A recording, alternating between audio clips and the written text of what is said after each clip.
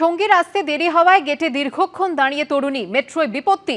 বেশ কিছুক্ষণ গেটে দাঁড়িয়ে থাকায় বন্ধই হলো না মেট্রোর দরজা। গেট বিকল হয়ে মেট্রোর স্বয়ংক্রিয় দরজা বন্ধের সমস্যা। বিমানবন্দর নোয়াপাড়ার মাঝে দমদম ক্যান্টনমেন্ট স্টেশনে বিপত্তি।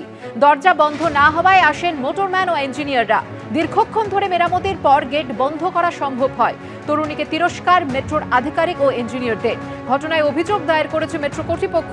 সঙ্গী না আসায় পা দিয়ে দরজা আটকে রাখেন তরুণী, এমনটাই দাবি করা হয়েছে মেট্রো কর্তৃপক্ষের তরফে।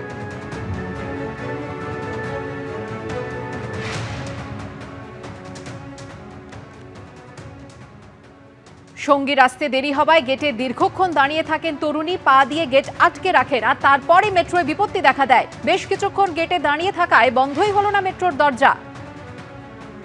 বিমানবন্দর নোয়াপাড়ার মাঝে দমদম ক্যান্টনমেন্ট স্টেশনে দেখা দেয় এই বিপত্তি।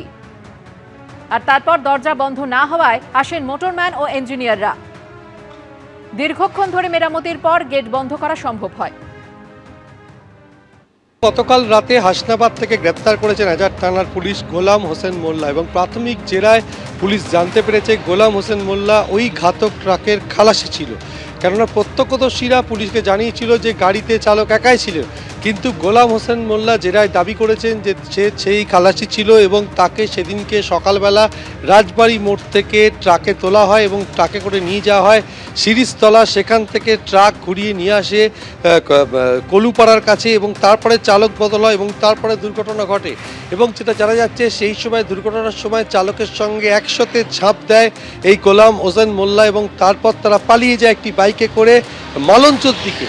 এই সমস্ত জেরায় প্রাথমিকভাবে পুলিশ জানতে পেরেছে এবং সমস্ত কিছু খতিয়ে দেখছে পুলিশ এবং আজকে গোলাম হোসেন মোল্লাকে নিজেদের হেফাজতে চেয়ে আবেদন জানাবে পুলিশ এবং বসিরহাট মহকুমা আদালতে পেশ করা হবে।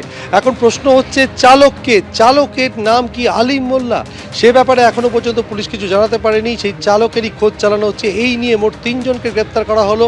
এর আগে যাকে গ্রেপ্তার করা হয়েছিল সেই কুদ্দুস ভোলানাথ ঘোষকে বাড়ি থেকে অর্থাৎ সরবিরিয়ে থেকে বেরোবার পর মোটর বাইকে করে অনুসরণ করছিল, ঘটনাস্থল পর্যন্ত গেছিল এবং বারবার ফোনে তার কথোপকথনের রেকর্ড পুলিশের হাতে এসছে যে চালকের সঙ্গে কুদ্দুস যোগাযোগ রাখছিল। এর পাশাপাশি উত্তম সর্দার গোটা ঘটনাটা পরিচালনা করছিল, তার প্রমাণ পুলিশের হাতে এসছে এবং উত্তম সর্দার যিনি শেখ শাহজাহানের ঘনিষ্ঠ এবং গ্রেপ্তার হয়েছিল সন্দেশখালী কাণ্ডে, সেই শেখ শাহজাহানের সঙ্গে উত্তম সর্দারের ঘনিষ্ঠতা যে এখনও বজায় রয়েছে। শেখ শাহজাহান জেলে যাওয়ার পরেও কালকে তাকে গ্রেপ্তার করার পর আরও স্পষ্ট হয়েছে উত্তম সর্দারকে গ্রেপ্তার করা যাবে। এই নিয়ে মোট গ্রেপ্তারের সংখ্যা বেড়ে দাঁড়িয়েছে 3। ধন্যবাদ সুমিরন।